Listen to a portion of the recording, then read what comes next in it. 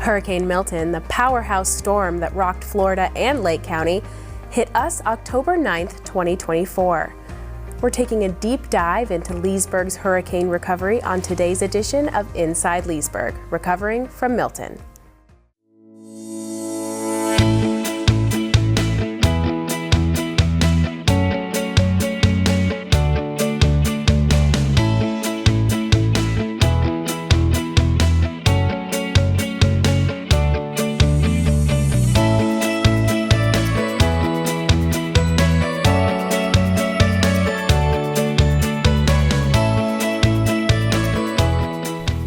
Hi everyone, and welcome to Inside Leesburg, a show designed to take you inside the inner workings of our lakefront city. On today's episode, we're talking Hurricane Milton recovery. The storm made landfall near Sarasota around 8:30 p.m. Wednesday, October 9th. The worst of it made its way to us around 1 a.m. Thursday, the eye sitting 60 miles south of Leesburg. The storm raged through the night. Winds recorded at the Leesburg International Airport reached upwards of 75 miles per hour. Around 5 a.m., Leesburg had 18,892 customers without power, 68% of Leesburg Electric's customers. At 6 a.m., all resources were called in, and at 7, the crews had arrived. An hour later, the damage assessment process began. In total, 38 power poles were damaged beyond repair, as well as 20 pole-mounted transformers. About 9,400 feet of primary wire was down.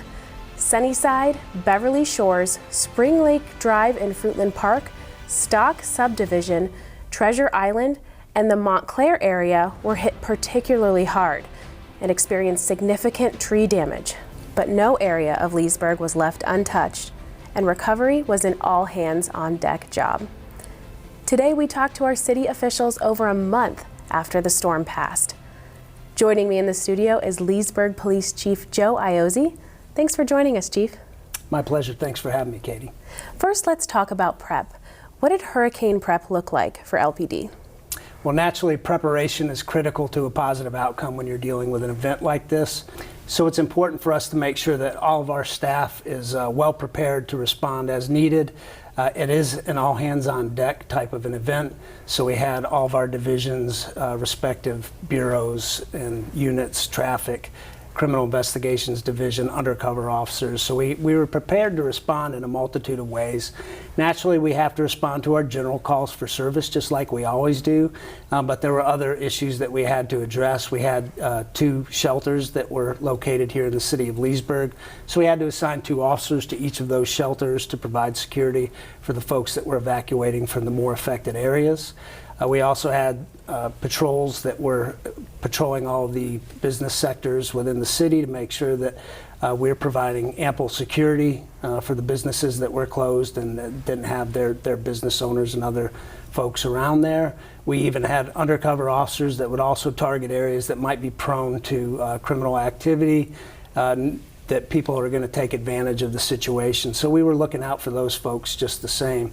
And then in the aftermath, we had to make sure that we had additional personnel that would be able to go out with task force with public works and utilities and other entities within the city to make sure that we got the city back running again. So those were some of the general things that we prepared for. Naturally, FEMA, they like their forms, so some of the logistical things with FEMA were making sure that all the officers had the appropriate forms, they were being filled out correctly, so we're able to get our reimbursements through FEMA at a later date.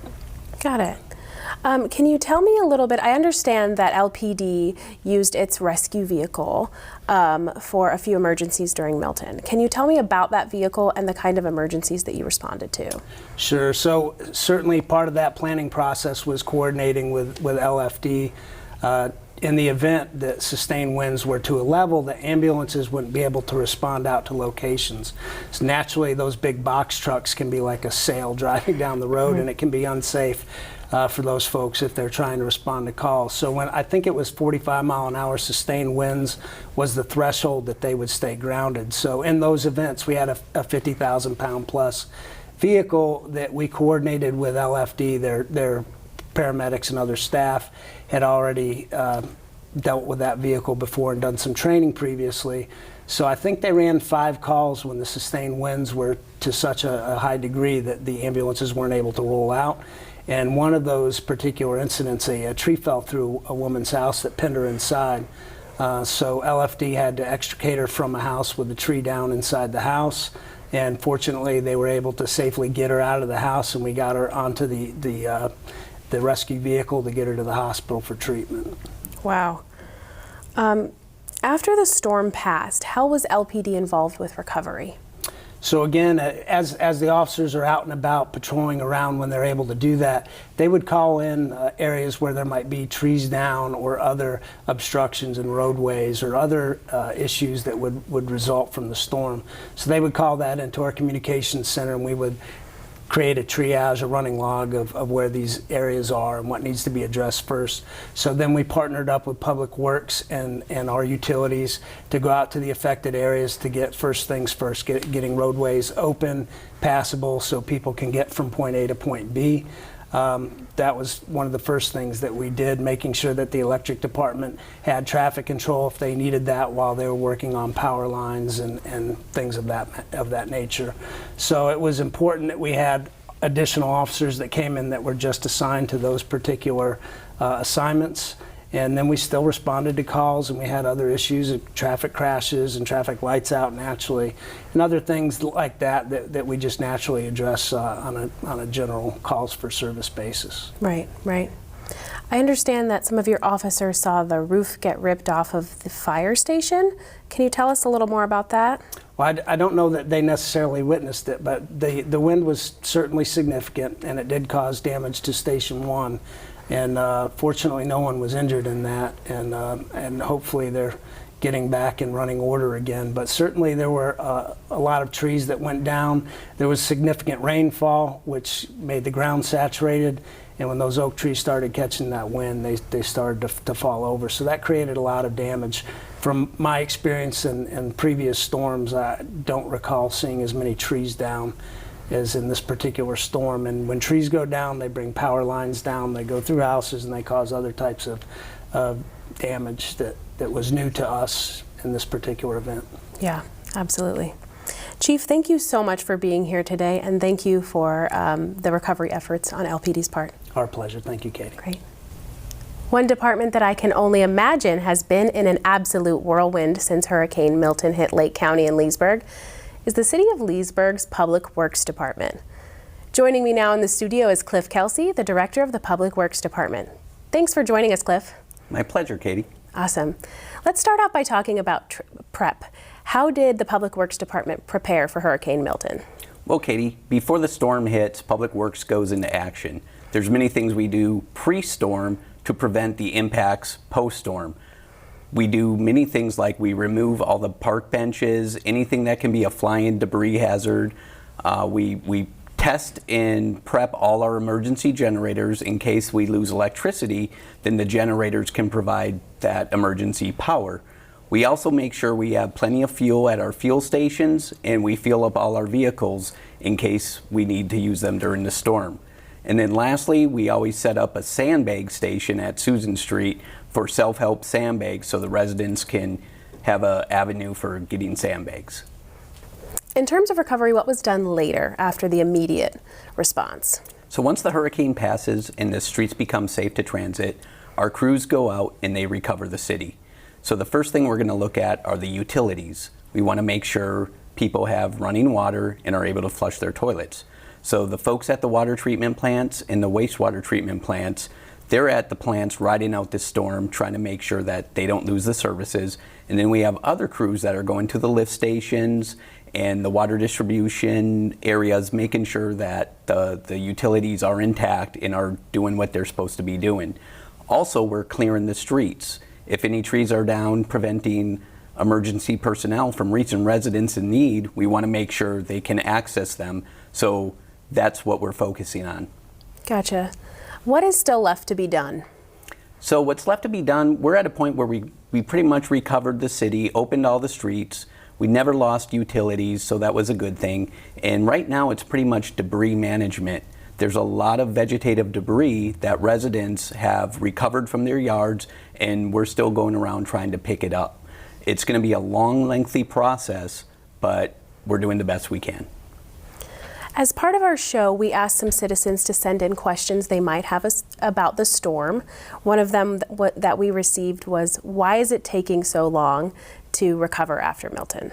That's an interesting. So I think that's a subjective assessment, and there are some things that are going to take some time, but I think there's a lot that we did very quickly. If you look at Main Street and a lot of the public areas, I think we restored the city very quickly. And, you know, folks need to remember we have limited staff. So after a storm, not only are our staff recovering the storm, but they're still doing their day-to-day jobs. So it's almost like having two jobs in one.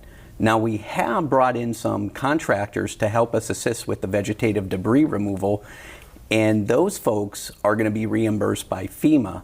So what makes that process take a lot longer is the requirements FEMA drives in order to get reimbursement. We have to have monitors with them at all times. There's heavy documentation that needs to go along.